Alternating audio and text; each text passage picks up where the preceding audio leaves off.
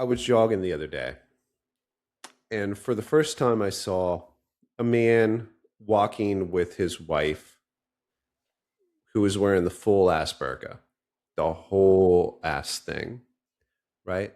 And I look over at the guy and I look over at the women while I'm jogging past them, and there's no hatred or animosity going through my mind because this is a man and a woman that are living their lives. They are products of the environment that they come from. I don't see a bunch of people with burqas around here, right? The guy looks like a nice enough guy, smiles. I don't know what the if the woman was smiling because hence the Yeah. covering of the face. So I think on one hand, these are people who are probably nice, decent people who, if they grew up beside me in my environment, I could have been friends with and hung out with in high school. They are from a different place with a different set of values. So they came here, they're still wearing the burqa.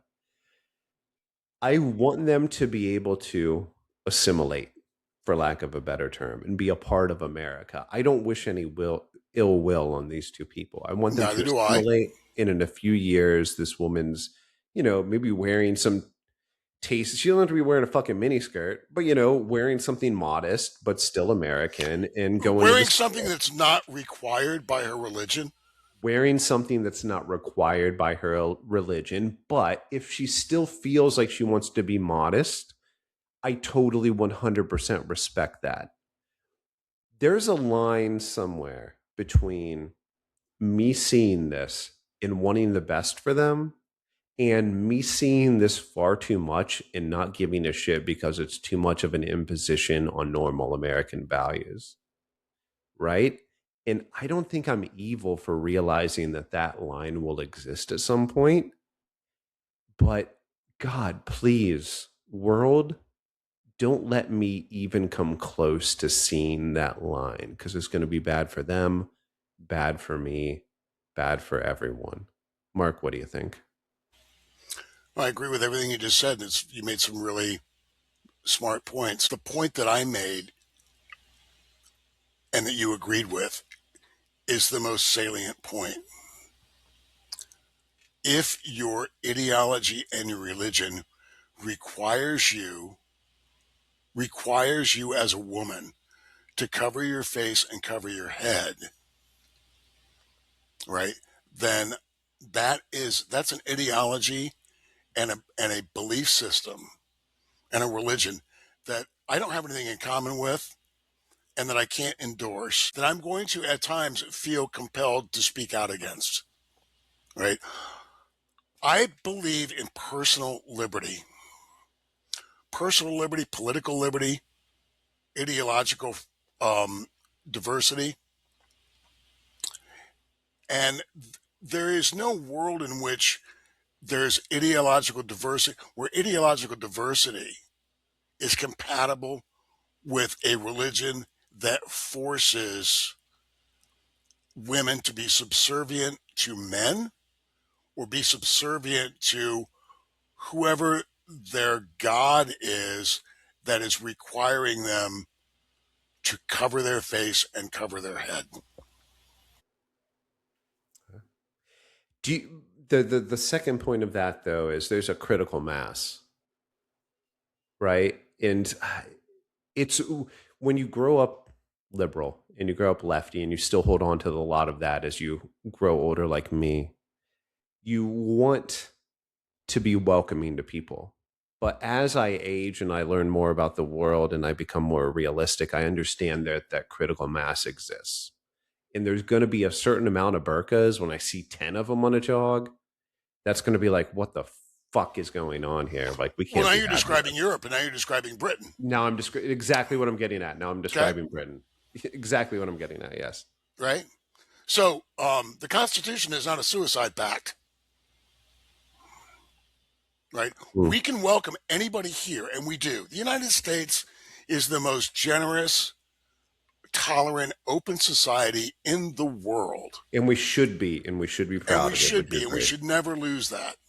Yes. Right. That doesn't mean that our belief in those things needs to make a suicide pact with a ideology or a religion that we have nothing in common with, or seeks our destruction, right? So I read something the other day that was deeply, profoundly disturbing, and I think I sent it to you. Was it 60%? 60 some percent of American Muslims, or let's say, It's like I know what you're sending. It's slightly under half. is it slightly under half? Yeah. Was it 47% I or can't something? remember the exact, but it's under half, slightly under Well, let's half. just say it's under half. Yeah. Let's say it's 20%, It's still too much. right? And so here's the punchline: 40 some percent of Muslims living in America are sympathetic to Hamas. As welcoming and and diverse and as loving of our fellow men and women as you and I are, um, I work in a building with lots of Muslims. They're my friends. They're my colleagues. They are people that I go out to dinner with. They're people that have assimilated into American culture. Some of the Like, best, coolest people I've met my entire life are Muslim. 100%. I'll die on that. yeah, you have to make a distinction.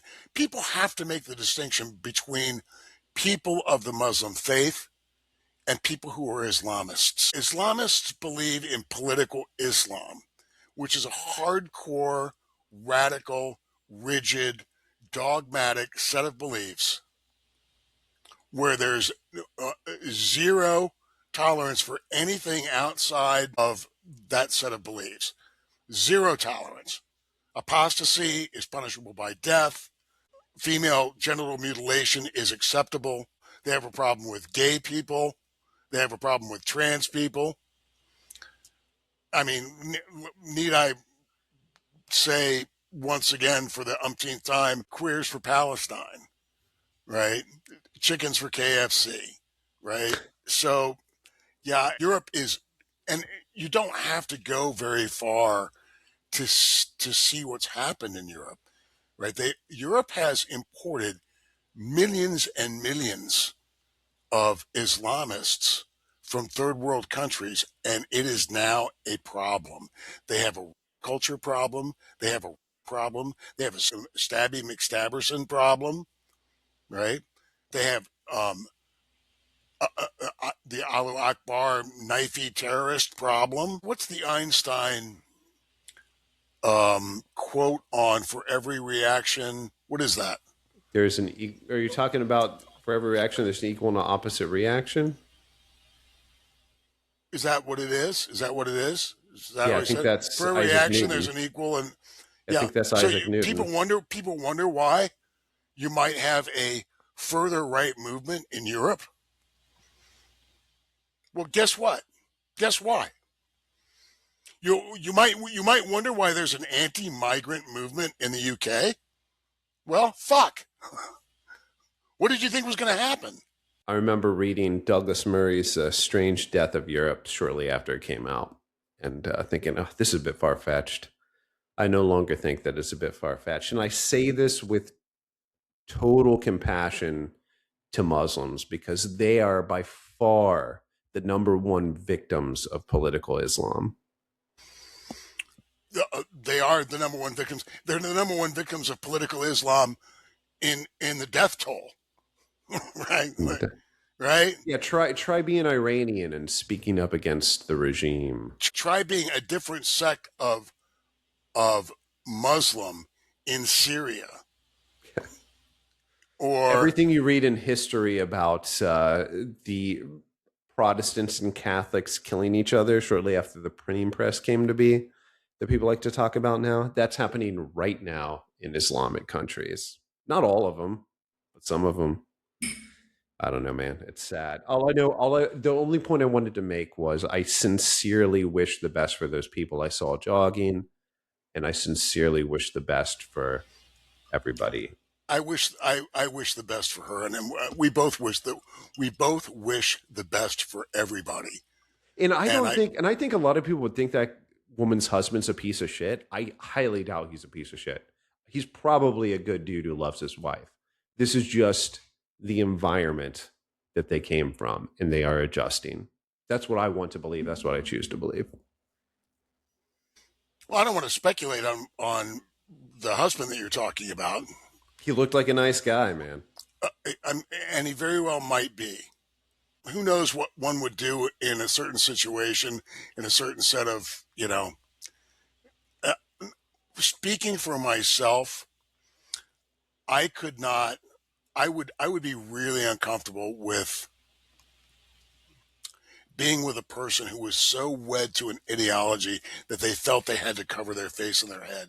I would want to enlighten them on the values of personal liberty that have been enshrined in the United States for hundreds of years, right? And I don't have any drink left, but here's to me hoping that he sees those values and understands them. What were you drinking, by the way? Red breast. Hell yeah, bitch. Oh, nothing but the best in this house. Hey, man, love talking to you. That was fun. All right, man. See you next week. See ya.